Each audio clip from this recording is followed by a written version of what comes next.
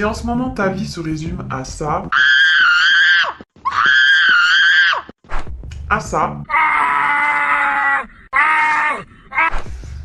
ou à ça,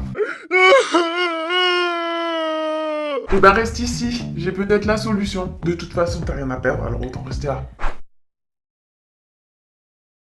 Une petite montée d'adrénaline, parfois il n'y a rien de tel pour se surpasser et nous pousser à donner le maximum pour atteindre un objectif donné. Le stress, aussi bizarre que ça puisse paraître, peut parfois effectivement être positif, nous booster et nous faire gravir des montagnes. Cependant, la plupart du temps, ce satané stress, on s'en passerait bien. Il est le plus souvent ressenti comme un état négatif qui nous plombe à la fois notre énergie vitale et avec elle, notre morale. Il entraîne fréquemment des symptômes tels que par exemple le mal de dos, on dit d'ailleurs que c'est le mal du siècle, et sa fréquence grandit en même temps que les prescriptions d'antidépresseurs malheureusement, les migraines, les vraies bien sûr, pas celles que les dames vont sortir à leur mari pour qu'ils les laissent tranquilles le soir, les névralgies, les fameuses cousines des migraines, qui elles sont plutôt lancinantes et qui suivent les trajets des nerfs du corps, le blocage du cou par exemple avec des pulsations douloureuses au niveau de la nuque, du sommet du crâne et des yeux, et les insomnies, les bonnes vieilles copines des gens stressés et angoissés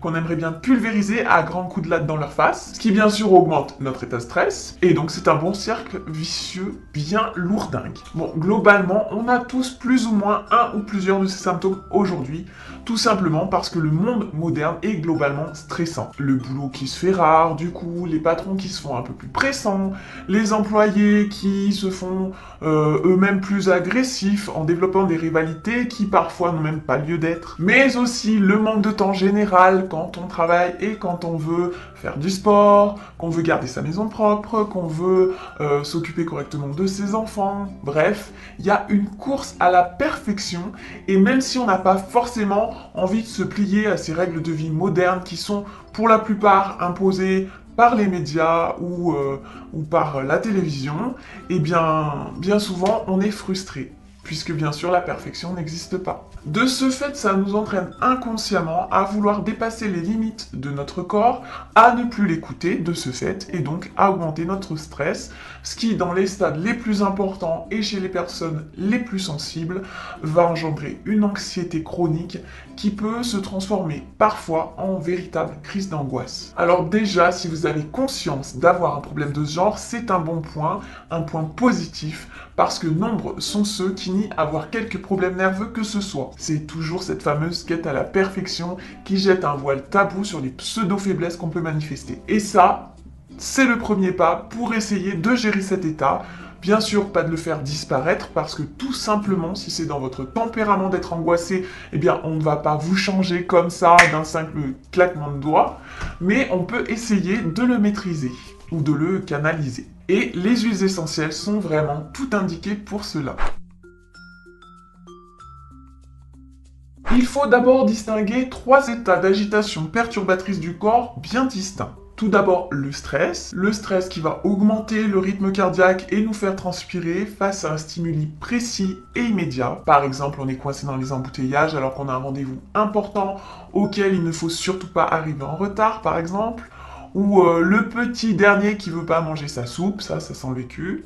Voilà. Pour le contrer, il faut calmer l'agressivité, détendre le corps qui va se mettre sur la défensive. Ensuite, on a l'angoisse qui, elle, est une incapacité à se maîtriser dans des situations pourtant banales, parfois même répétitives de la vie, comme par exemple la crise d'angoisse quand on doit prendre un ascenseur, ou pour certains, quand ils sont plongés dans une pièce obscure, etc. Poussées à l'extrême, elles peuvent déboucher sur des crises de panique qui entraînent parfois soit une incapacité totale de bouger, et là ce sont les crises de tétanie, soit une agitation poussée à l'extrême, et là ce sont les crises d'hystérie. Pour la contrer, il faut décontracter les muscles et apaiser l'esprit. L'anxiété enfin, qui est un état moindre de l'angoisse et qui peut s'apparenter à une peur sans réelle menace. Ça peut vraiment être une émotion obstacle au bien-être. Par exemple, l'inquiétude ressentie avant un examen qui va nous faire être moins performants parfois et perdre nos moyens alors qu'on a super bien révisé. Ou alors, ça peut être un sentiment d'insécurité quand on doit aller chez le médecin et qu'on a vraiment peur qu'il nous annonce une mauvaise nouvelle. Pour la contrer, il faut se redonner confiance en soi et se rassurer afin de canaliser ses émotions.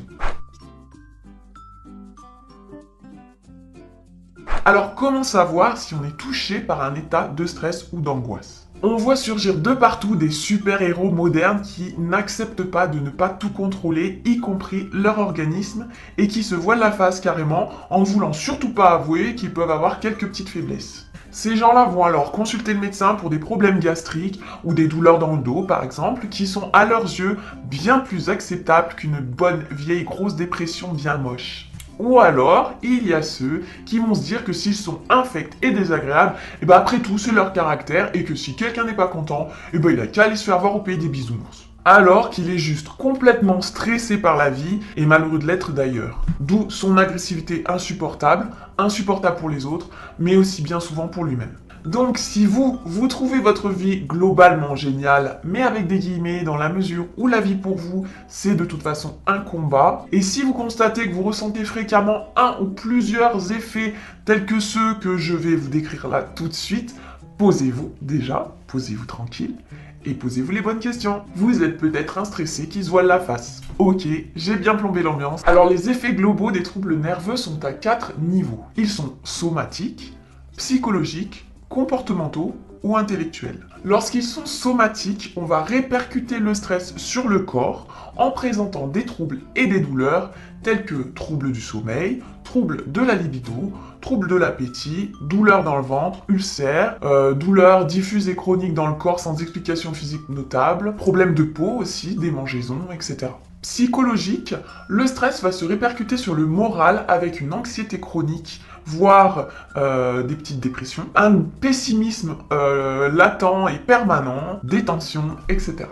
L'effet comportemental va se traduire quant à lui par une irritabilité, une agressivité, une susceptibilité extrême et des consommations anarchiques comme consommation d'alcool excessif, de tabac, de produits sucrés, etc. Quant à la répercussion intellectuelle, elle se constate la plupart du temps avec une mémoire perturbée, des difficultés d'attention et de mémorisation et ou une concentration qui est devenue difficile. Bien sûr, et il est vraiment très important de le souligner, si vos symptômes, quels qu'ils soient, sont sérieux et handicapants au quotidien, il faut sans hésiter aller consulter un médecin ou un psychothérapeute. Seuls ces professionnels de la santé pourront effectuer un diagnostic minutieux de vos problèmes et savoir s'ils peuvent être éventuellement soulagés par les huiles essentielles ou s'ils vont nécessiter un traitement un peu plus approfondi avec une médication plus poussée. Alors, quelles huiles essentielles pour quels usages? Globalement, 2 huiles essentielles sortent à mon avis du lot pour le stress et les angoisses. Il s'agit de l'huile essentielle de camomille noble et de la marjolaine. La camomille est l'anti-angoisse par excellence. Elle est idéale contre tous les troubles nerveux et les cas d'agitation et d'anxiété. Malheureusement, elle coûte cher car les rendements pour obtenir l'huile essentielle sont faibles. Cependant, une seule trace suffit pour obtenir des résultats qui seront vraiment impressionnants. Il faudra bien faire attention de choisir la camomille noble, car d'autres types de camomille peuvent vous être proposés, mais ils seront moins efficaces pour ce type de problème. La camomille saura se rendre indispensable en cas d'hypersensibilité émotionnelle, de spasmes nerveux ou de choc affectif. Elle détend, elle dénoue et est un sédatif doux qui va combattre l'irritabilité et les tensions. Elle peut même être utilisée avant une opération pour se préparer à l'anesthésie et l'aborder sereinement. C'est aussi un antidouleur efficace en cas de névralgie ou de migraine. Par ailleurs, elle est vraiment très sûre d'utilisation et elle peut être employée par tous, même sur les jeunes enfants. On la déconseillera toutefois dans les 3 premiers mois de la grossesse, comme d'ailleurs toute huile essentielle, ainsi que chez les enfants de moins de 3 ans. La marjolaine, quant à elle, est la nounou de vos nerfs. Elle sera idéale si votre stress